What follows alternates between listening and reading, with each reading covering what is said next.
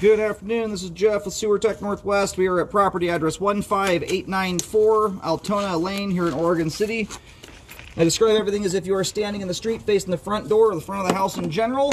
We are on the right side of the home, right next to the air conditioning unit. It's cleanout sits right in front of that, I guess as it relates to the front yards in front of it. We're just on the backyard side of the fence, right between the fence and the AC. We've got a 4-inch ABS cleanout, and if you lose track of this thing, you've got a pretty good landmark.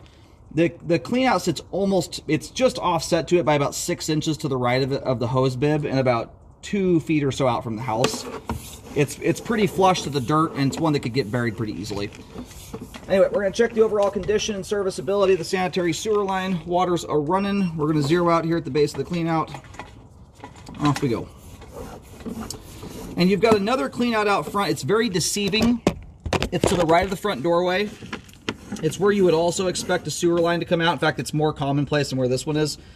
It's got a friction set cap on it, so not a square head. It's just a cap that slides over the top of a piece of pipe. That's just to the right of the patio, next to a green valve cover box.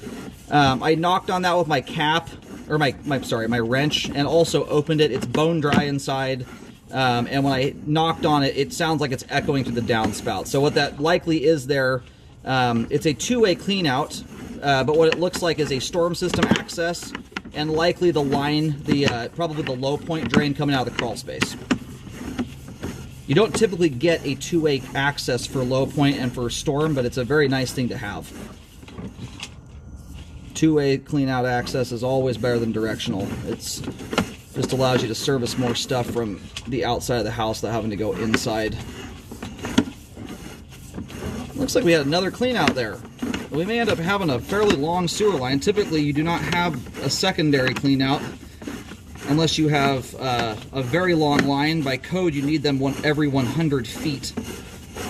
So this might be one of those houses that got installed and the main lateral hadn't come all the way up the road yet, and it's got a really long line. We'll see.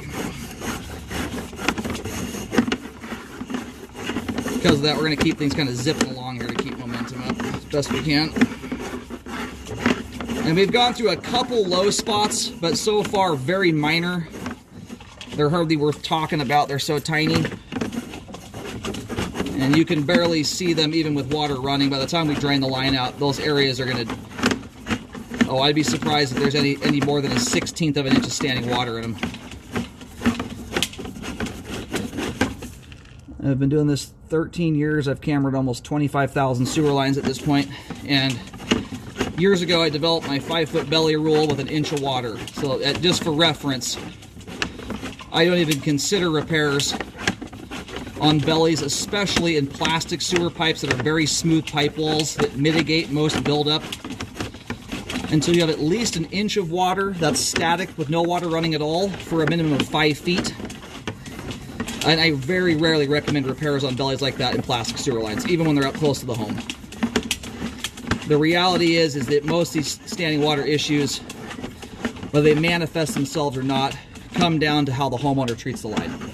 In an older, nasty cast iron concrete line, it's a different story, but in plastic pipe, it is almost solely up to the homeowner as to whether it ever has a problem or not. The kind of bellies you have here have essentially zero bearing on functionality. So we've hit the main here at about 135 feet. We're gonna go locate the camera head really quick while the pipe drains out, and we'll take a second look at everything. And for being a nearly 150-foot sewer line, this was a beautifully installed sewer line. Usually lines of this length, once you go over about 100 feet, very commonplace. Probably 75-80% of them will have 10, 20, 30-foot bellies in them with actually notable amounts of standing water. Alright, I located the camera head. So again, as you face the house from the street, the line, it pops out, I mean, right at the front right corner of the house. Moves from right to left across essentially the full width of the property, or the house anyway. Full width of the driveway, pops out the other side of the driveway, and then turns and shoots out to the road. So if you look to the left of your driveway, I think it's in the, I'm going off memory right now, but I believe it's in the sidewalk. It might be in that RV area, that extra parking spot that was poured. You'll see a steel plate. Anyway, that steel plate, I'll show you here in just a second, has the In this case, the tertiary clean out, the third clean out underneath it. And that is directly in line with where your sewer line is running as it crosses the curb. So once you've gotten to that point, the line's straightened out and just moving dead straight into the road. And I'm not necessarily saying you should use it for this, but being that third clean out is so dang far from the house, I don't generally recommend you use clean outs as RV dumps, because generally they're not directional. This one looks like a two-way access point. In an ideal world, it's a directional style access or tie-in, so that when you put stuff down it forces it with the direction of flow and doesn't let anything split and go backwards, which is what can happen when you dump stuff down a two-way clean out. Granted, the grading of the pipe will allow pretty much all of the water to flow off the right direction. Sometimes that initial splash in can allow some stuff to divert and go backwards, and it leaves a little debris behind. Being that we're 102 feet out from the house here, and that's in a prime location for an RV dump to be, you could probably safely use that as an RV dump without very much risk at all. I wouldn't necessarily want you to do that if that were right up close to the home, because if you did get some debris splitting backwards and kind of building up in the line, it's not an ideal spot when you're close proximity, because you do run the risk of potentially blocking if not enough oomph comes down line behind it to clear it out of the way. But at 102 feet out, there's very little chance of that happening. Anyway, that's there should you use it. And then you've got a little teeny tiny, I mean, this is so small it's not even going on my report. You've got maybe a 1/16 of an inch offset there. I mean, it's from a hyper technical standpoint an offset. There's nothing about that joint that is doing anything at all to affect functionality. The joint's sealed up there. Anyway, I would like to shake the hand of whoever installed this thing. It was beautifully installed. It's very rare to have a line this length. This is about 3 times longer than your average sewer line on a flat property like this without a hillside to take advantage of and not have a pretty sizable belly somewhere in the line. About the only time you get a line graded this nice and this long is when the property has very hard slope to it that naturally provides the grade. This is one that was artificially cut into the ground every inch. That's the mark of a very good installer that can do that.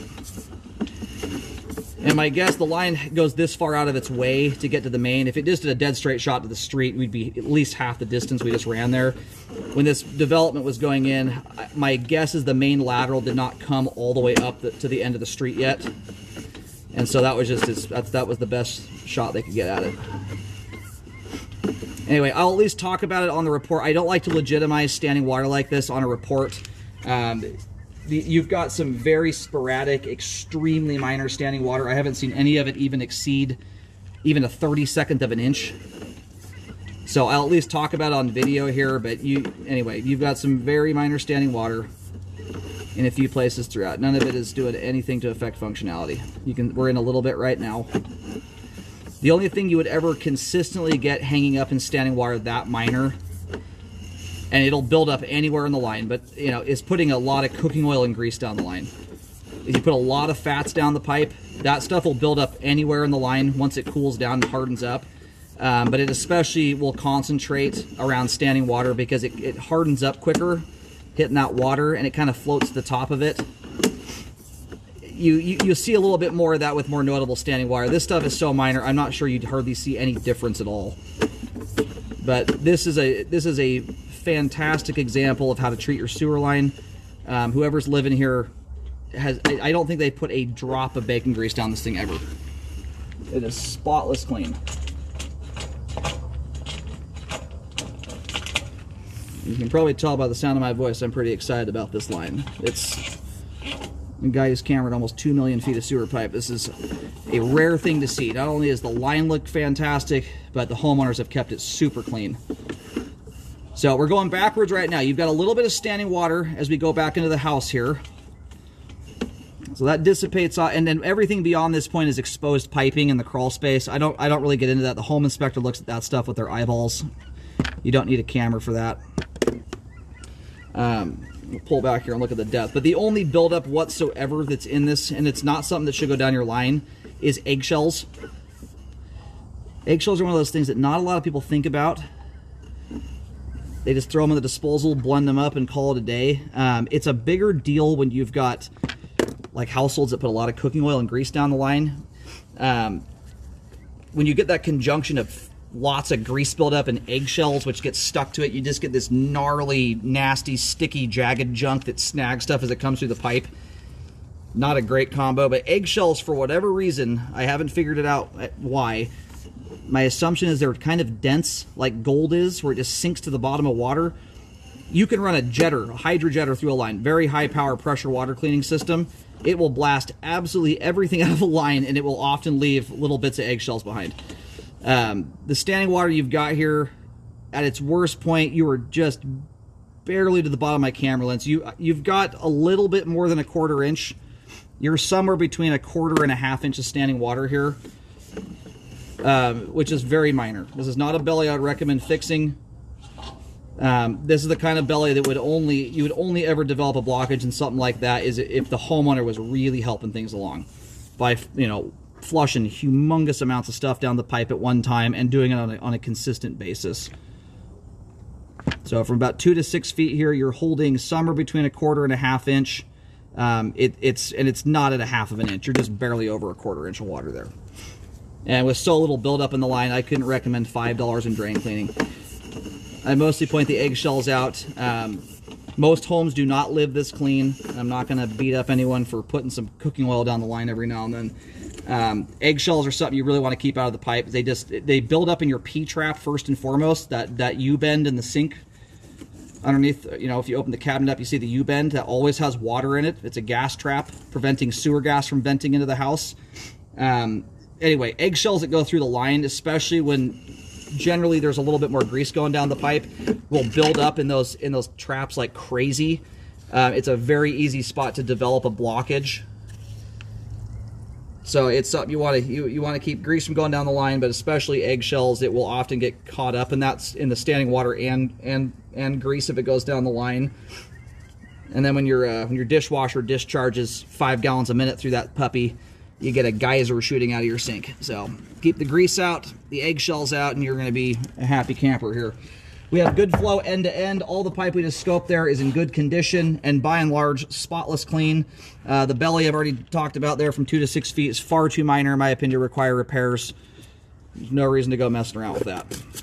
Sewer line is functioning properly at this time. If you are new to home ownership, best way to keep your line clean of grease buildup. If you've got a thin little coating of Pam spray on your pan, no big deal. Hot water and soap handles that just fine. The big thing is keeping your hot water running for about a minute longer than your last dish was washed. It helps to keep everything melted and emulsified until it gets to the main and or a good distance from your house before it starts cooling down. It's when you're dealing with real quantity that it gets you.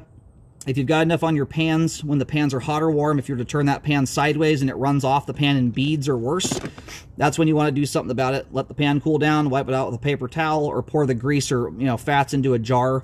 You just don't want it going down the line. It's when you put real quantity down there is where it gets you. There's just no amount of soap, hot water, or anything that can handle it. Once that pipe gets on the outside where it's buried underground and cold all the time, that stuff starts to harden up really quickly. So hot water and soap are your friend, but the best thing is to not put it down there at all.